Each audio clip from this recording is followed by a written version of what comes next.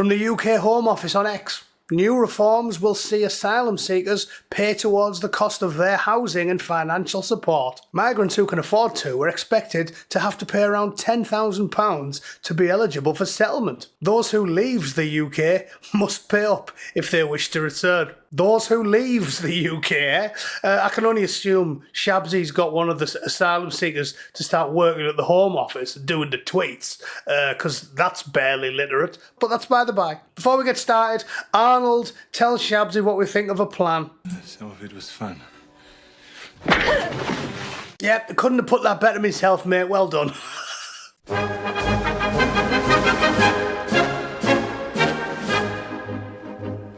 Right, obviously this is typical, total, pointless bollocks from the overtly hostile commies that are running the UK at the moment. And what they do is, they drip feed you, they give you a few crumbs, and they say, look lads, we're listening, and then they make it easier to bring in more of them, and they promote bringing in more of them, and then for every headline that looks like this, they spew out 20 that are basically advertising the UK, the entire third world, saying, get yourselves over here, lads, we're a soft touch. An hour before this story came out, there was one I'm sure you've all seen with 250 new builds, every single one of them being given to the dinghy dodgers rather than people who need them. Or, dare I say, people that earned them. If you work for a living, but you can't afford a deposit for a house, then you should get a council house. You work for a living. If you're pulling your pudding out 40 hours a week, you're good for the rent, aren't you? You win, they get paid instead of just getting a parasite living in there. You get a cheap house. So this is bollocks. For every one thing that sounds ostensibly on the face of it, if you're an absolute imbecile and you believe the drivel these people come out with, for every one story that sounds possibly like it might be of some use to deter legions and legions, the teeming masses of the third world heading straight to the UK, for every one there's 20 that tell you the opposite. So we know what they're doing.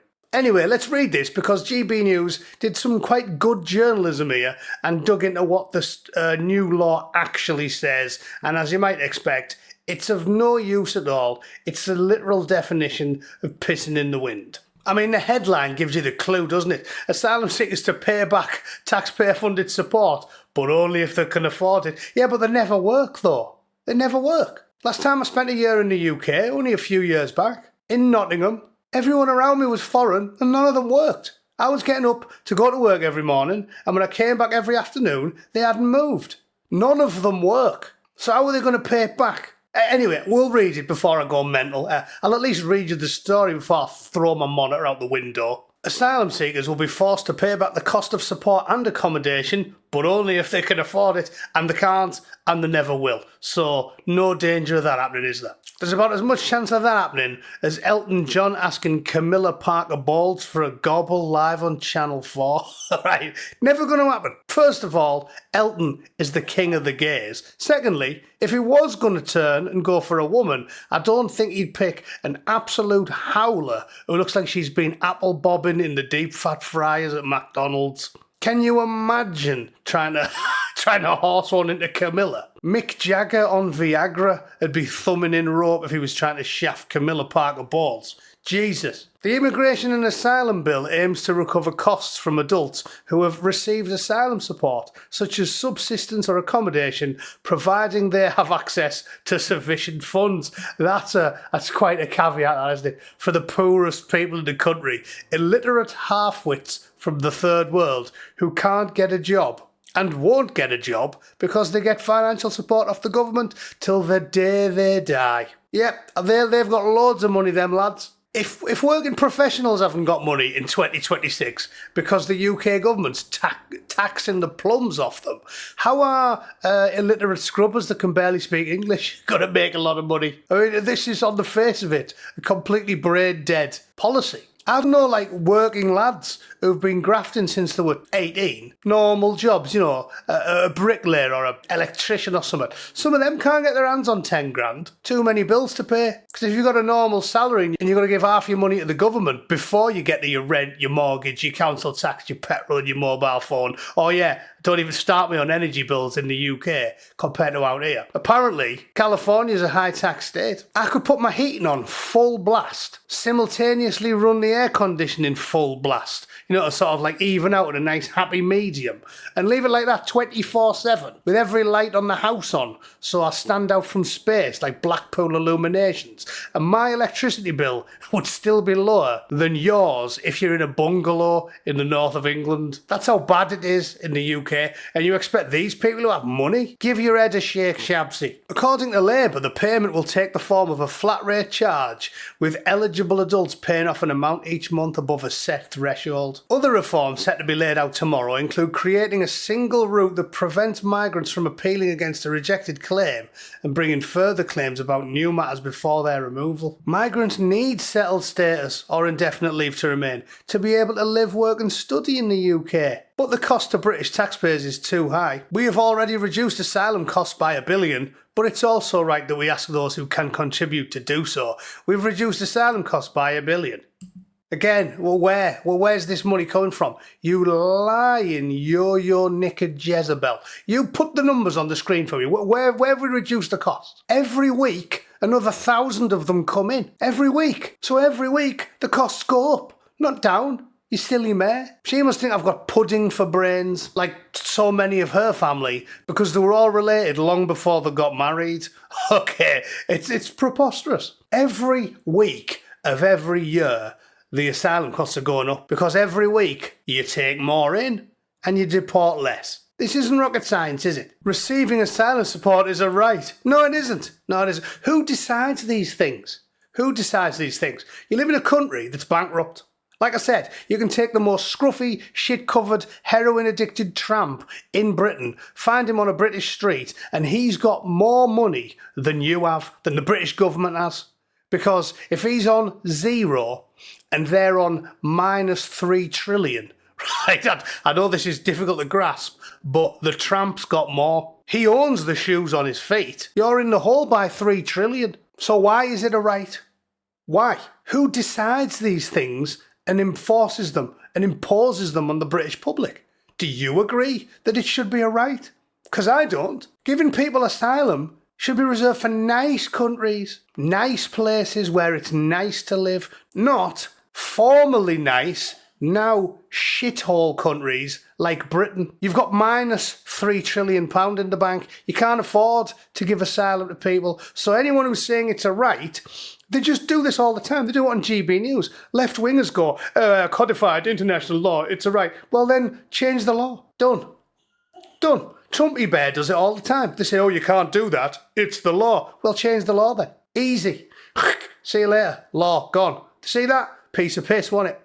Just do it. What do you mean it's a right? Every day we see innocent British people, women, kids, young men, killed, diddled, ended. Lee Rigby, where was the bloke who chopped his napper off from? Oh yeah, Africa. Axel Rudu-Kanubu, where was he from? Uganda. 7-7, Borough Market, London Bridge. Where were they from? Morocco, Algeria, Pakistan. Endless death. But apparently we have to give everybody asylum support, even though they know and they all lie, and half of them are from countries that aren't at war with anyone. But we have to. Pull your tongue out my arsehole, Shabsy. In fact, you're getting lamped again, because you deserve it. Some of it was fun. Yeah, have it. What a load of nonsense. Absolute bollocks. Asylum seekers are expected to have to pay a total of around 10 grand. So, on the off chance any of them pay it, they've been given free money and they have to pay a fraction, an infinitesimal fraction of it back. If you want to go to university, you've got to get a student loan off the government and then you've got to pay it back with interest. But if you rock up on the banana boat and lie your ass off, and you might diddle a few kids above a kebab shop and that, but you'll still only have to pay 10 grand of the 50, 60, 70 grand a year it costs to feed, clothe and house and educate these people, and they use the NHS, and you have to pay 10 grand back at max, even though you don't, because you never will. I mean, there's not much point in continuing, but we'll finish with Dr. Madeline Sumption, who said, obviously she's the director of the Migration Observatory at the University of Oxford, and she said it was likely that only a relatively small share of people granted asylum would actually earn enough to pay towards the scheme. So there we go. To sum up, this is total bollocks. We all know this. Shabzy Macca is not qualified to run me a bath, let alone the country. In fact, she should be pulling pints in the local Weatherspoons. Shabzy, get me another beverage, wench. Some more wine, you brown-skinned slut. Thank you, General Runciman. Very sensible gentleman. This is complete drivel. If you are totally illiterate, let me just sum up with like a couple of sentences, all right? When none of these people need be here and shouldn't be here, and every one of them costs £50,000 a year to feed, clothe and house. When that's the case, making out as if clawing back 10 grand off 1 in 1,000 of them, while simultaneously bringing in another 1,000 of them every week, is not financial sense. It's the road to ruin. This year you're going to spend 50 billion on asylum seekers. Next year you'll spend 60, and the year after that you'll spend 70, because none of these wankers, these globalist shitbags, are interested in fixing the problem. The only thing that'll make you save money isn't clawing back a minuscule fraction of the vast sums you're giving to these lying, cheating, thieving chancers. The only thing that'll actually save you money is not giving them any money in the first place, which is achieved by putting a ring of steel around the UK, ensuring the integrity of your borders and carrying out millions of deportations, therefore saving you tens of billions of pounds. That's the only thing that's going to save any money. And this is, as usual, total bollocks, where the British government, the anti-British British government, trickles you out a few crumbs so the normies think they're actually working to avoid this, while secretly working with Soros and his pals to make sure an extra couple of thousand people every week are brought into Britain. Your nation has already descended into a total shithole, but in a couple of years' time, it'll be indistinguishable from Iraq. We should start sending asylum seekers to Iraq. I've told you this before. We get asylum seekers from holiday destinations. Algeria and Morocco and Egypt rock up in Europe and claim asylum. Nobody from my hometown has ever bumped into a tourist. Tourists do not go to Middlesbrough, okay? So we should be able to seek asylum in Egypt. It's got to be nicer. It's got to be nice. I want a couple of coach loads of lads from council estates in Borough rocking up at the border with Algeria and saying, lads, we need housing. It's only fair. It's only fair.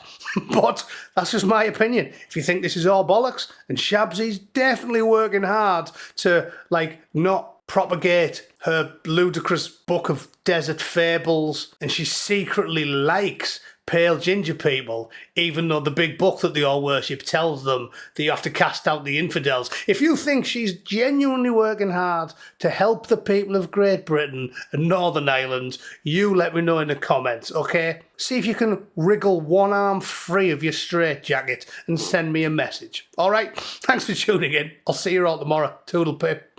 Cheers.